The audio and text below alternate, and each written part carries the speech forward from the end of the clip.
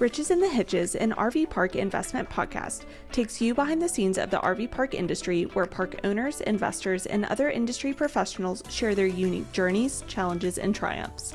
From transforming raw land into a thriving campground to navigating the ups and downs of managing guests, this podcast uncovers the untold stories of the people who make RV life possible and the strategies behind building a successful investment.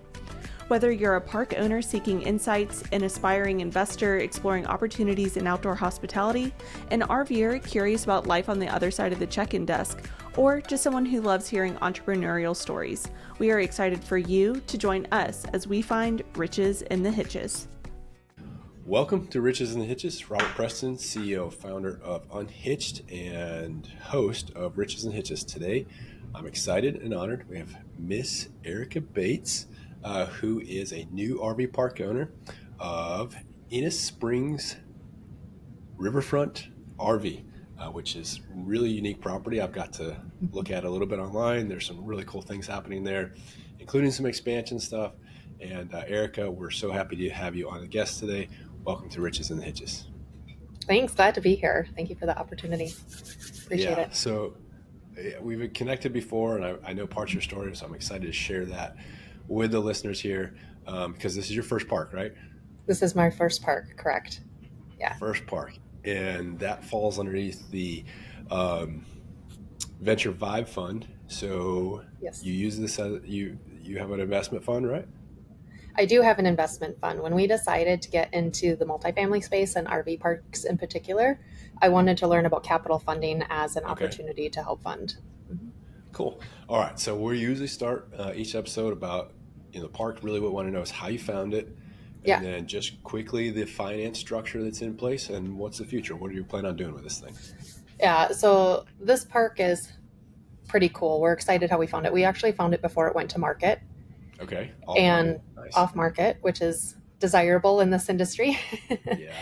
And we found it through Facebook generally. Okay. So there's lots of Facebook sale sites where people go and post their RV parks. They're not necessarily using brokers, so on and so forth. So I had somebody that was basically going out and finding properties for me, and then I would underwrite them, and she found it on one of those Facebook groups and contacted the owner.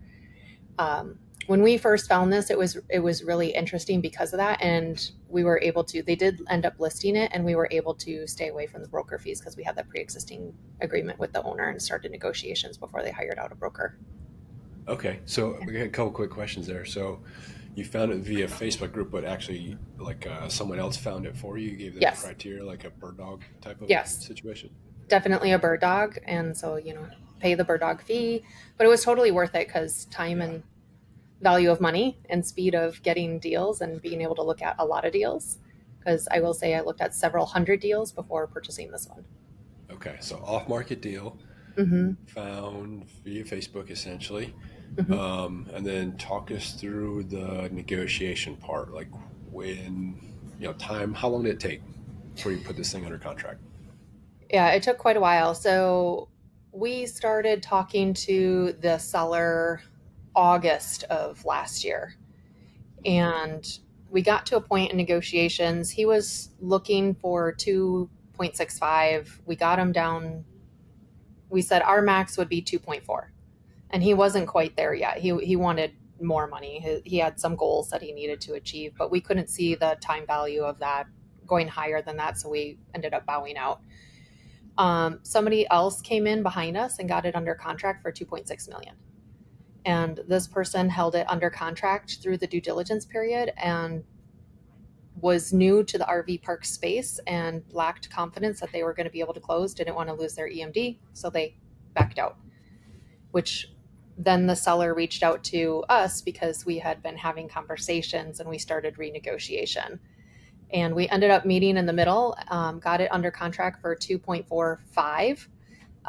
As you and I know, that doesn't stop the negotiations, that continues through due diligence. So we ended up having quite a few findings during due diligence. A lot of parks last year in the Q4, due to the elections, had less profit than they had in the previous year.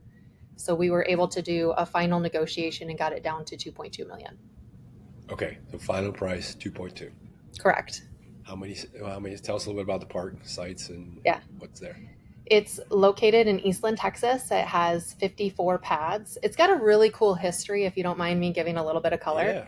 This Let's talk about it. this owner, he built an accidental park during COVID. So Texas was one of the first states to open up gatherings in public spaces during the pandemic. And he had built his retirement home. It was his dream home. It's got a 5,000 square foot barndominium. And he started having friends over because he had this spring fed pond on the property. And so they would gather and hang out. And he started with about 10 pads, and then he grew it over the time. I think about 3-4 years, he grew it to 54 pads. So we bought it at 54 pads, which is not quite big enough. And so we knew there was room to expand, and we're adding in 25, and we've already started that expansion. Wait, so how did you bought this like a couple weeks ago? Tell us how you already started the expansion. That's pretty creative. Yeah, we got creative in the negotiation during the due diligence period. So the seller owns a construction company, and he ended up building all of these pads himself. So as part of the negotiation in the closing of the park, we knew we had to do the expansion. So we also negotiated in his contracting company to start building out the existing pads. So we were able to give him some money down ahead of closing to start the process to get the pads built. Okay. Now, is that was that wrapped in the purchase price, or is that an additional money you're It's gonna have to pay him outside of that? Yeah, it's additional money we have to pay outside the purchase price. Okay. So we're getting 25 new pads and a finished shower and laundry area. And it will include the addition of 2 new septic tanks, and that will be about $250K. Okay. So 10,000 a site. Yeah, roughly. Yeah. Yep. That's awesome. That's great. Hmm. And then, probably super important to you is the time, though, right? You're Yes. able to cut a bunch of the build costs or build time Yes. down, which equates to a cost. But are you anticipating that those 25 sites are ready for the summer? Yes, that's exactly why we looked at accelerating the timeline and negotiated that in so that he could start the efforts to contract the electrical company, the septic companies, to start those conversations and start getting the ground dug for those utilities, because we knew it was important to capture the summer revenue, and we're about to update our booking software next week to include the new sites so we can start accepting pre-bookings for the summer. Okay. So Yeah. 50, you said 55 sites, add another 25, so it puts Hmm. you about 80. Yeah. What else is going on at this park? It also has a barndominium, so the owners lived in a 5,000 square foot home. The office to the campground is in there, along with the home. They're separated, so the office is on the front end and the home is on the back end. But we're in the process of converting it to an Airbnb, which we're looking at large events. This type of space can host a lot of people, and it has a private movie theater in it as well. So it's kind of a Really? fun space. Yeah, it Yeah, has that's a pretty movie cool. theater that seats 17, I think it is. Yeah, it's really cool. And then the other amenities that it has is it has the 250,000 gallon spring fed pool. So that pond was converted into a pool, and right now we're draining it, getting it ready to clean. We have to power wash it, paint it, start Yeah. treating it, get it ready for the season. And how does that work in regards to the rest of the park? Is that an amenity, or is it some type of revenue source? Um, It's a little bit of both. It's a little bit of both. So we're able to increase the rents at our park and charge a little bit of premium because the owner has set a precedence that you get 2 free passes with every campsite booking that you have to the pool. Because this pool can hold upwards of somewhere between 300 to 400 people, we also have it available to public. So then we okay. get the local people, and people from anywhere as far as 2 hours out will come in and use it as a day pass. Got it. So Yeah. that's a pretty decent revenue stream during the Yes. summer. Ancillary Yeah. revenue. Yeah. Yeah. It's a 6-figure revenue stream to the park in the summer. And it has, not only does it have the pool, it has a whole picnic area, campground area down there with cabanas that people can rent out under the pool. Okay. Sounds like a pretty unique property. It is. Desirable hangout spot. It's on I think it's also on a little stream or river. I'm not sure what Texas calls Yes. it. Creek. It's a river. River. Okay. So I've looked at it online. Really Yeah. cool spot, hangout spot. And then the idea that you guys, were able to start construction Yeah, pre-closing, that's awesome. But I don't think it ends there. I it know a doesn't. little bit of the backstory here. So tell us about the deal structure itself, maybe on the debt Yeah. and the creativity that you guys have brought to this part. Yeah. So Jason and I we've been learning a lot about creative financing in the single family space, and we brought that into the RV park space too, which was really cool because when we negotiated this, as you know, banks will only fund so much. And when you're trending cap rates in the market and DSCRs, this property was a little bit unique because the owner needed to get value for his personal home that was on the property that wasn't generating revenue. So you're taking a personal asset and you're enveloping it into a business asset, and you have to come up with a package that would be a little bit challenging to fund. So we were able to negotiate seller financing.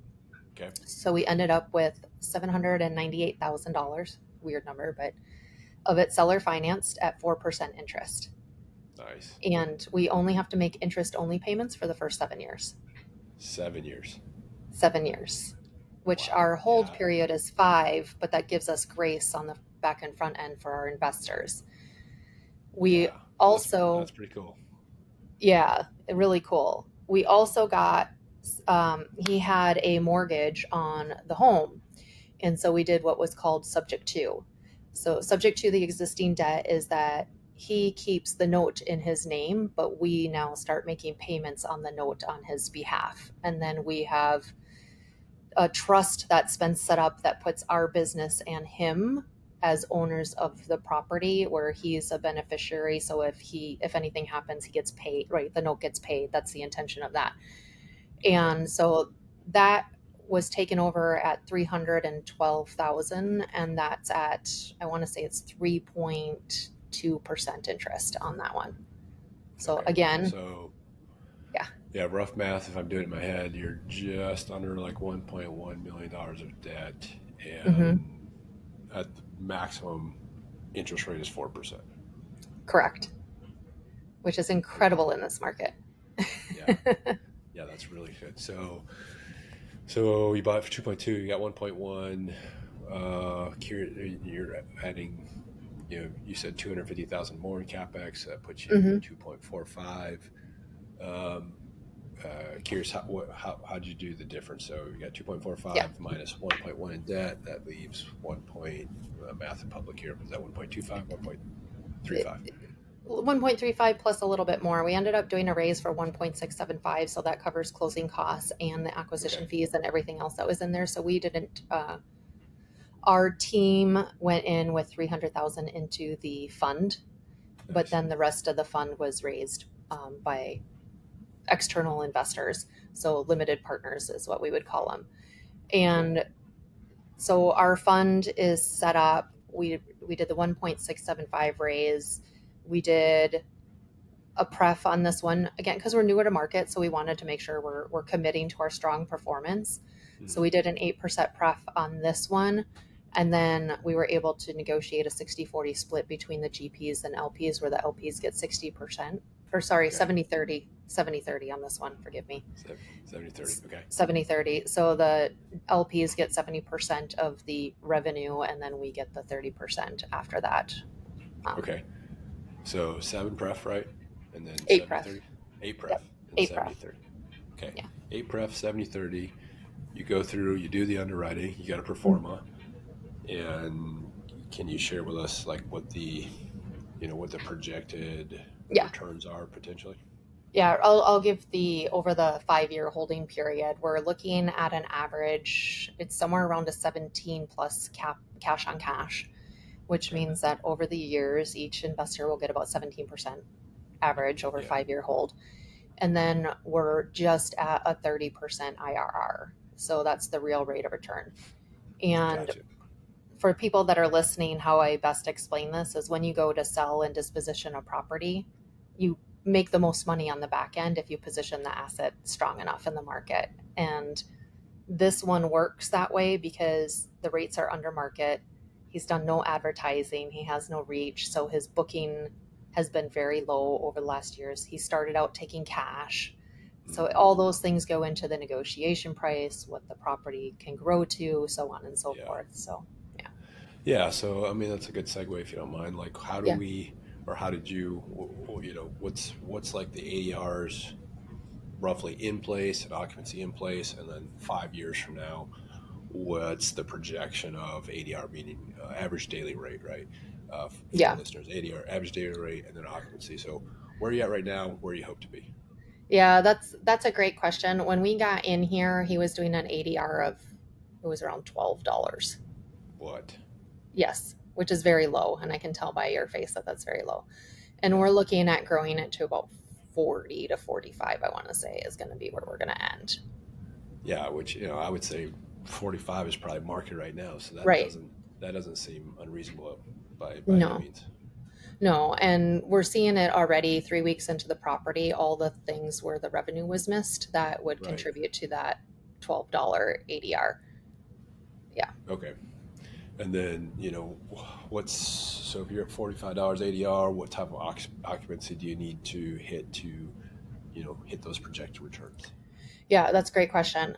With a park like this, he's historically had significant bookings in the summer because of the pool draw. Yeah. So we are looking at strong bookings. So we divided it out between transient and long term, and we're estimating that we will keep about 20 to 25 sites at most long term, Okay. and then the rest would be transient. And with our transient, we did an average 68% over the year. I want to say, no, sorry, 45% over the year. And then with our long term, we did 68% over the year for average occupancy, Again, which is those conservative. again, those seem Yeah. very very reasonable, very at market. Mm-hmm. We had discussed this a lot, and you see a lot of discussion like the Mm-hmm. transient occupancy rate that we would say is market or stabilization is probably 45%. Yeah. The reality is that it takes a really, really exceptional property or location to outpace that occupancy for your nightly rentals. Yeah. And that's where a lot of people have made big mistakes in the investment Yeah. side of this is underwriting a much higher Yeah. occupancy on the transient sites. So Yeah. those seem very reasonable. And we believe that there's more revenue there. It's just when you get into it, as you know, we're learning a lot getting into the park, and we didn't want to overpromise and underdeliver. We wanted to be more on the safe side and then overdeliver to our investors, especially. And Okay. when we look at comparisons to the park in the area, we definitely have a leg up because we do have that unique amenity, and the cleanliness of the park is on par with everybody at the high end of the market here. And so we believe we can grow past it, and there's ways to use booking software and promotions to capture better off-season revenues that we need to continue to evaluate. Yeah. Yeah. So, asking a question, you're thinking about this Mhm. is your first park. You Yeah. guys have bought it, used creative financing, seller financing, subject to, even there's a construction component here. Mm-hmm. There's a site pass, for the pool, additional revenue. There's all these things happening. Um, maybe the question here is like going into this, being that it's your first deal, like what things helped you have the confidence to close, Yeah. or like what was some of the biggest learning points now looking back after closing, the biggest surprises? Yeah. So what was interesting for me, if I go back into the mindset, because it tends to lead to the mindset of how you enter into the RV park space. I made a decision in January of 2024 to become an RV park owner. And what really helped me is, I think you're aware that I do underwriting, and it comes Mm-hmm. very naturally to me. I have a math background, I have an accounting degree. It's something that is in my wheelhouse, and I've worked on billion-dollar projects for large corporations where I've had to be in charge of budgets. So I was able to take those skills into this and gain confidence and practice underwriting, where I literally underwrote hundreds of deals. I started out just underwriting everything that came across my desk so I could learn the industry. It was how I gained knowledge into what was out there and in the markets that I was looking at, even if I didn't want the park. I then began teaching underwriting to others in another community to, again, learn community learning. And I think that's an important aspect of this that people forget is there's other people with experience, whether it's in multifamily, RV parks, or single family, that if you're able to get in a quorum where you can share learnings, you're going to accelerate your growth. And that was what helped me along the way and gain the confidence. Where I lacked confidence was in the capital side of it. And so I sought education and mentorships that helped me learn the capital side. And then eventually I aligned in a partnership, and our partners have raised millions upon millions of dollars in capital for the tech companies. And so my road to gaining comfortability, gaining confidence in doing deals was surrounding myself with people that have knowledge. And then I've paid for mentorships and coaching one-on-one along the way to help get into the business mindset too. And this is an important component. So I come from corporate. I'm seasoned. I won't say how long I've been in corporate. And becoming an entrepreneur and park owner is a different mindset. And I think what happens is you go in with this I can get stuff done attitude, and you solopreneur it, and you forget that you have a team that you can build and people you can reach out to, and being really strategic about it.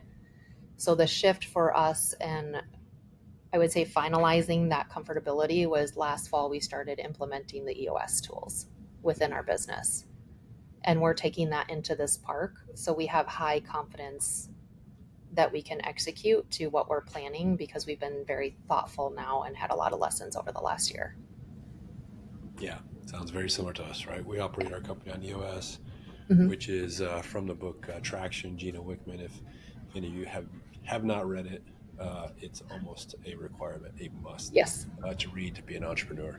Well, we've modified it, we've changed it, parts and pieces and things, and took in some other systems and some other books and here and there. But at the end of the day, that is certainly the heart of our business as well. So you and I can now communicate like level 10 IDS, like VTO. It all means the same thing, and that's important, right? Because it is. It's important that the rest of the company can too. So my team, right? We all these acronyms. It's a new language you learn, just like underwriting's a new language that you learn. So that's pretty cool. It's awesome. Yeah. And it plays in nicely to my background. I have agile project management background in my corporate career, which operates very much the same as EOS. And I really like it because EOS gives everybody within the organization the same language. So as we apply it to the campground too, our mottos and our vision for that campground doesn't change. And we can easily give that to the people coming into the property to carry forward. Yeah.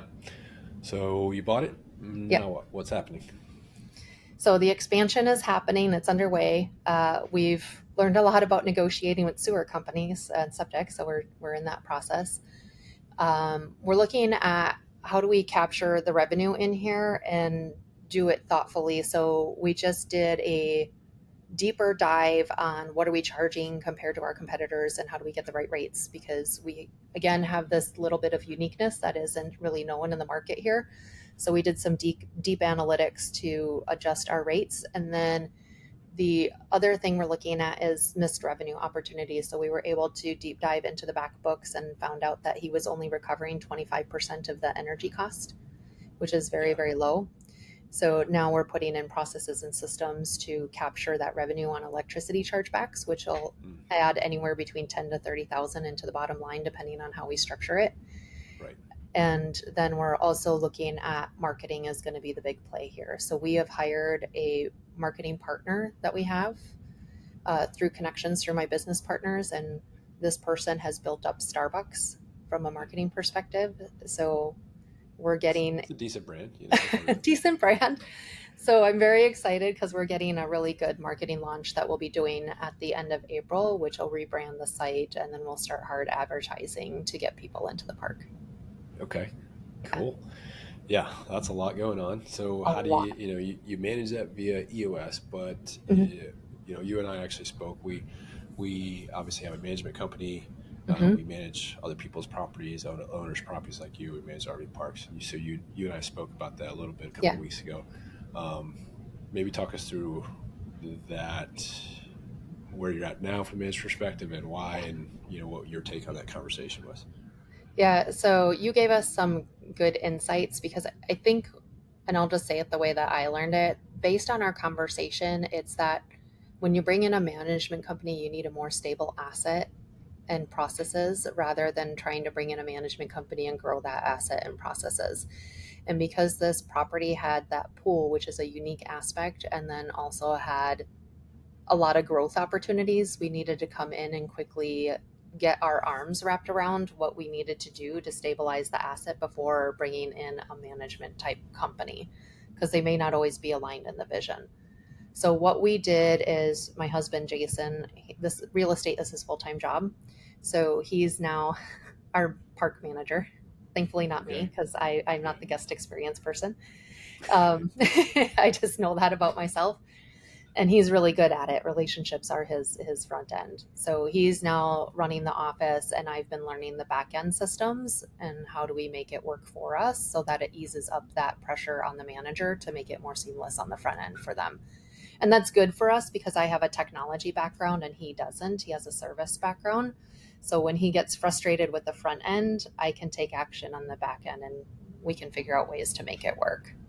Yeah. So, and you guys are living at the park right now. We're living at the park. We decided that coming into this, we would become full-time nomads. We are empty nesters, and we live in our RV and have since October of last year. How you liking that lifestyle? I love it. I'm camping all the time. That's great. How have you found like the people? We're getting off track from the business side of it, but what's your experience with just the RV people and the campers? Yeah, it depends on the demographic of people that are in your park. But I mean, we started in South Texas on the coast and camped there for 6 months. And retirees, I mean, we were at a little more resort type park. So it was people that were 50 to 60. They had owned businesses. They retired early. So they were really cool. Happy hour started at 2. and we were probably the only ones working at the park in our trailer. And then the other people that were down there were workers at whatever the wind farms or with the stuff that they're building out there. And those people keep more to themselves. They don't really socialize at the parks. They're just there to get their jobs done. Get the job done. Yeah. So that was kind of fun because we got that experience and we got to do like an outdoor Super Bowl at somebody's hacienda at their site. And now that we're up in Eastland, this is more true camping. So I grew up camping in the Midwest. And I grew up tent camping and pop-up camper camping, not fifth wheel glamorous camping like I'm doing now. Yeah. And this is more like that. We always joke, we've got our motorhome, motor coach. We're traveling around and we're going camping, and kids are like, "Oh, we love camping. We love doing stuff." Yeah, I mean, hot water and showers and nice beds and stuff is technically, I guess, for camping, but we'll count it. I think it's a mobile apartment, in my opinion. Yeah, it's our tiny home. We call it the land arc. Yes, so, I would agree with that.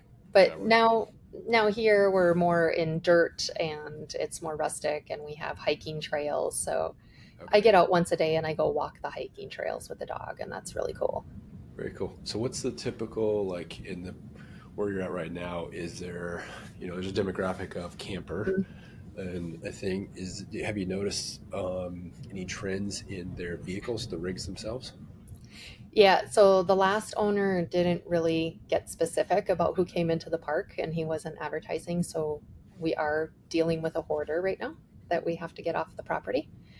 Okay. A good majority of the people here are workers. There is a solar project or wind farm project going on nearby, so they're coming in here to stay.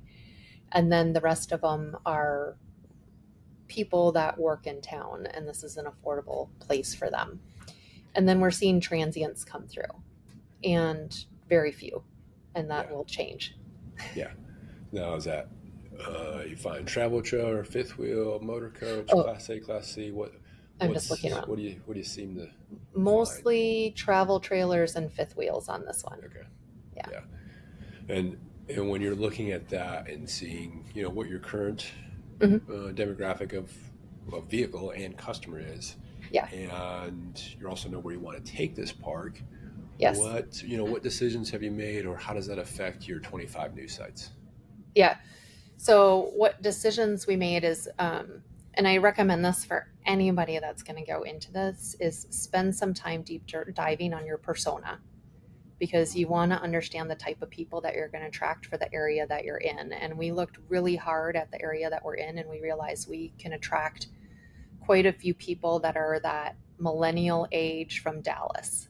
Okay. Would be a great market for us, a higher probability.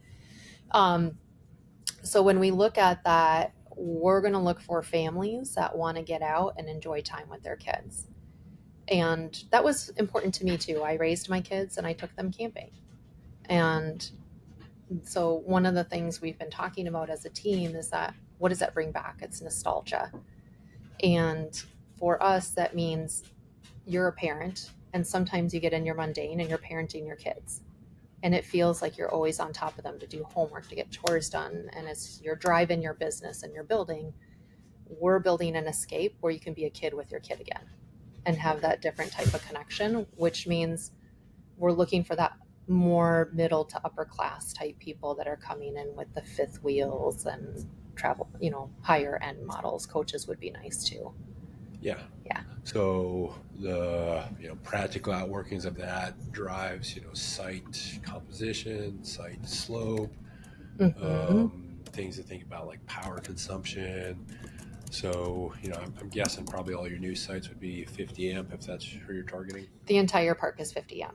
Okay, so 50 amp, and some things to think about. Like, of course, you guys have already thought through this, but for the listeners, travel trailers and fifth wheels have a decent more. They have a good more. That's not even great English. Have a better ability to handle slopes on sites. Right? Yes. Generally weigh a little bit less, so it's like competition, but you can have a little bit better slope there. Where a motor coach, like the site has to be pretty close to level. Pretty close to level. Yeah. Is that an issue that you're running into? And no. Topography, plays into this. It's a great question. Thank you for clarifying that. Our lot is staged so that we have an upper level and it's pretty flat. Okay. And then it goes downhill by the river. So there's a valley. And all of the sites here are really graded well. So again, unique find. We got a contractor that all he does is move dirt. Yeah. So he made sure that everything is level. While we have gravel pads, they're all level. And we have even up to 100-foot sites, which is really long for a site. Yeah. And that's a pull through. And that takes a coach or a large motor home. Like I have a 45-footer and it fits beautifully in here with our truck. No problems at all. So when we look at that, all of our sites are going to fit that we're big in Texas model. So majority of our sites are large pads that allow for big rigs to come in. So if you do any business in Texas, right, you have to claim something as the biggest something in the world, right? What are you guys saying? You have the biggest pool we have the biggest pool. We do. You can't be a Texas company without saying that you're the biggest something, the biggest candy bar or whatever it is. Whatever it is, it's between that and Buc-ee's here. I do love Buc-ee's. We have Buc-ee's. I do love Buc-ee's. Right down the street here in Alabama. And we certainly cannot drive past that without getting a burrito and gas and a t-shirt and 15 other things. I'm even contemplating, we have some decor left to do in the Airbnb, and we are going to leverage some Buc-ee's stuff, especially for the kids' rooms. Like they have little poofs and stuff that the kids can sit on that are Buc-ee's themes. But how cool too to have a welcome basket with a little Buc-ee's nuggets and stuff in there. I would run with it. That's a great idea. I've seen the Hershey's, I've seen the Barbie. Yeah. Like, why not do Buc-ee's?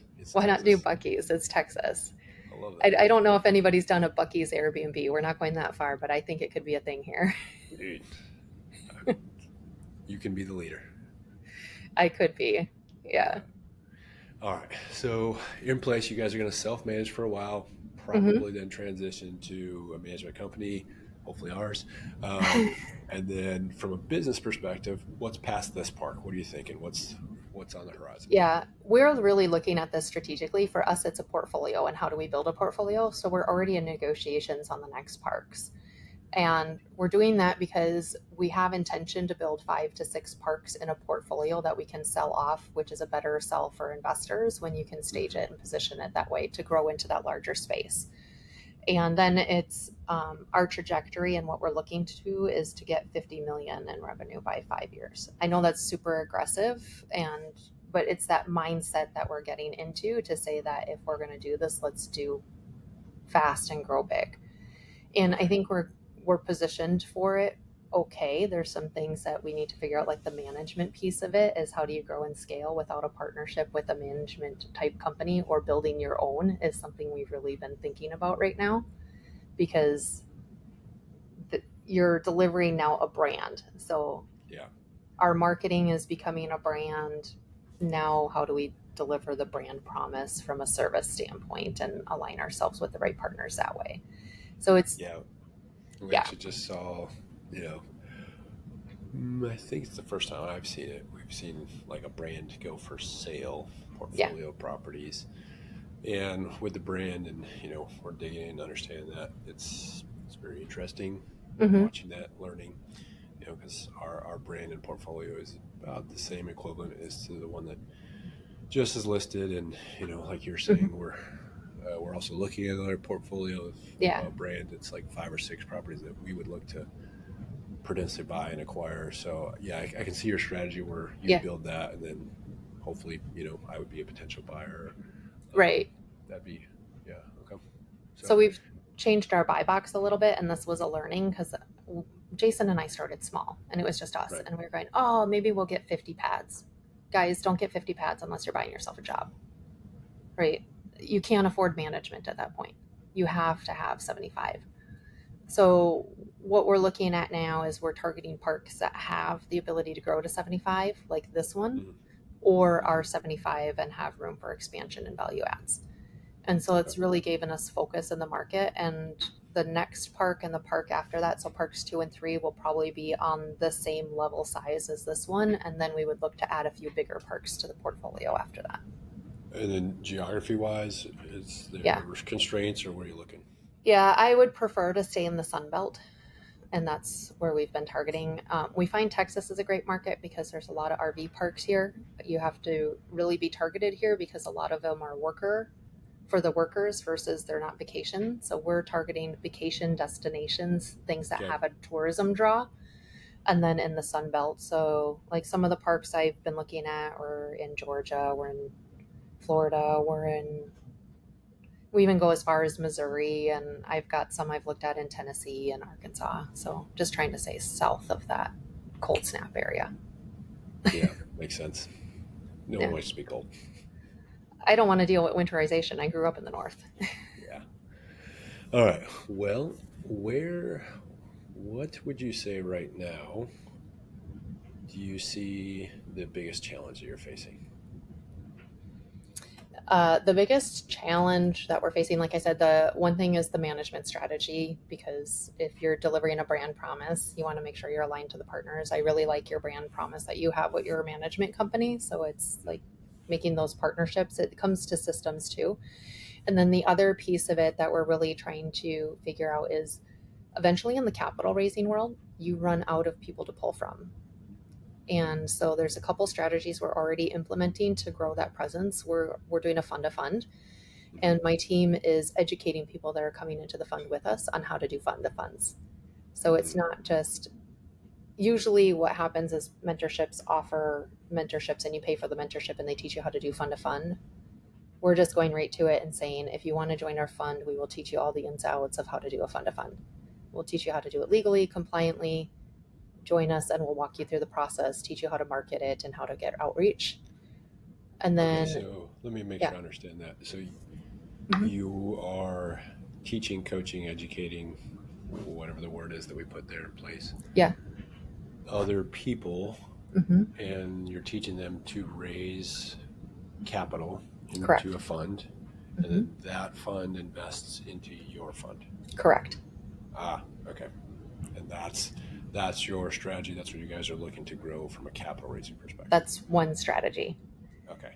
The secondary strategy is then how do you scale to larger parks? And we have some larger investors that are more family office investors that we've already started conversating with. Cool. Yeah. Okay. So individuals, fund to fund, friends Hmm. and family. Then we have, essentially institutions, family office is a bit of a Right. in between there where, yeah, I would think of them Yeah. as an institution. You've had fund, hedge fund and stuff. And so, yeah, Mhm. similar structure to how we did it. It was friends and family. We created our own fund. We have never really done fund to fund per se, but, and then we have, institutional partners, right? Yeah. Which are large chunks of money, but different problems, different Different advantages, problems.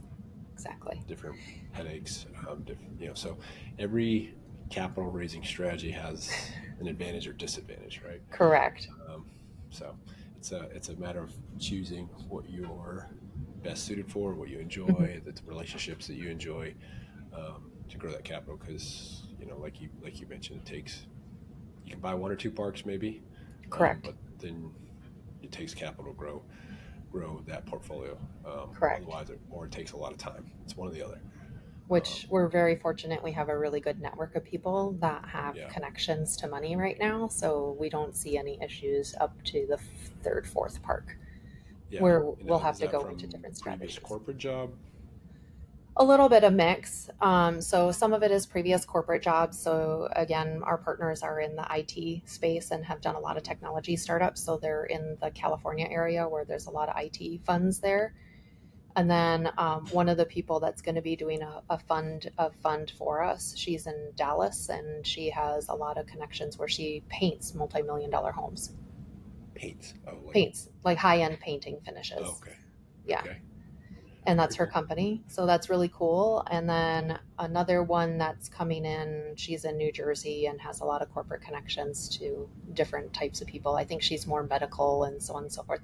So we just have people in our network that we've met over the last few years and built solid relationships with that have connections to different type of money, which is also it's a pro and a con when you're in the capital space because how you position your assets for those people may be different across the different personas of the capital investors too, based on risk tolerance and preference. Yeah, yeah. Just thinking back and thinking of hurdles and opportunities that we have in front of us. And Hmm. sometimes it makes me tired just thinking about it, but it is a lot of fun. It's fun. I have more fun at this than I do at my day job, which I still do work a W-2 Okay. and do Are this there as plans to keeping that one? Maybe I shouldn't ask that on air, but well. I would say it's not. I look at this and I think, and I'll just say it, I don't care as much anymore. I do care because I do a good job. Like that's anything I do, I put myself into it. But my long-term strategy isn't to continue working for somebody else. My yeah, long-term strategy is to create wealth and opportunity for others in my life, and I can only do that by being an entrepreneur, in my mind, at the scale that I want to. it's a great quote, right? Hmm. I got the question many times when I left the Marine Corps, left the military, 15-year mark. I got it, and I still get it. Yeah. And the questions always like, why did you leave the retirement? You were that close, and why would you do that? And the risk and stuff. And so, if I said doing this is risky to you, what would your answer be? Anything that's worth doing is risky. And I played it safe most of my life. So, what people may find interesting about me is I'm the daughter of an immigrant. My dad came over from Finland when he was 16. He's been in the country, gosh, is it 40, 50 years now? I can't remember. But I was given one way to earn, and that was you go to college, you get a job, you work for corporate, you build up your retirement, and then you retire happy. And that worked for his generation because it was a different time and the financial position of the country was different. It didn't work for someone like me who was restless, didn't really enjoy it.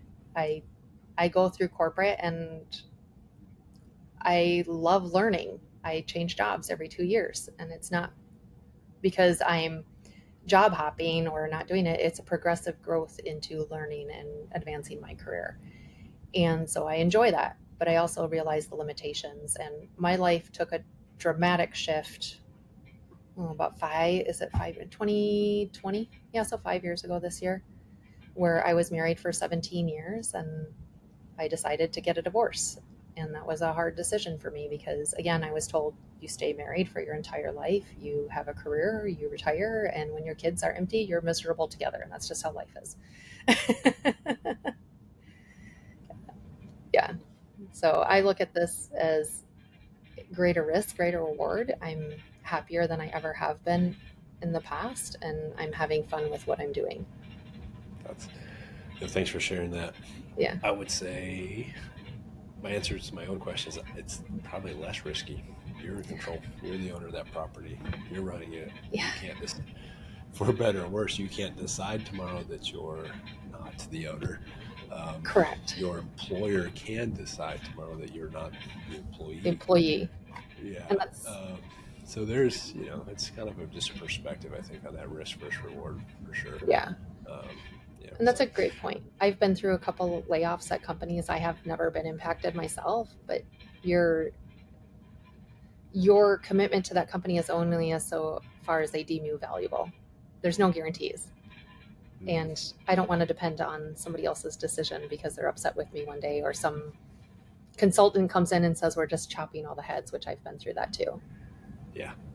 All right. Well, thank you. We're gonna start closing up here. We asked essentially the same question as we go here, and in our brand, it's all about connection, connecting people to each other and to God's creation and to all the things that are important, and disconnecting from things that aren't as important anymore, or shouldn't be as important in our lives, and scrolling and TikToking and screens and stuff. So, what's your, if you had to, if I had the question, like what's most important in your life? What are those things that you want to make sure you're staying connected to?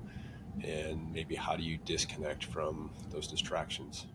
Yeah, that's a great question. And I think that sometimes we're better at it some days than more days than others.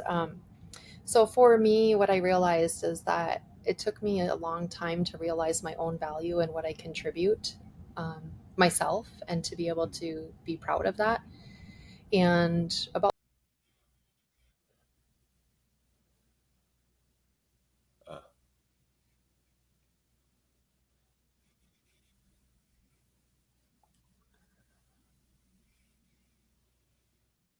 I look at my own journey and I'm going, here I am, a woman of privilege. I grew up in a middle class household and I had everything given to me, and I still dealt with self worth issues.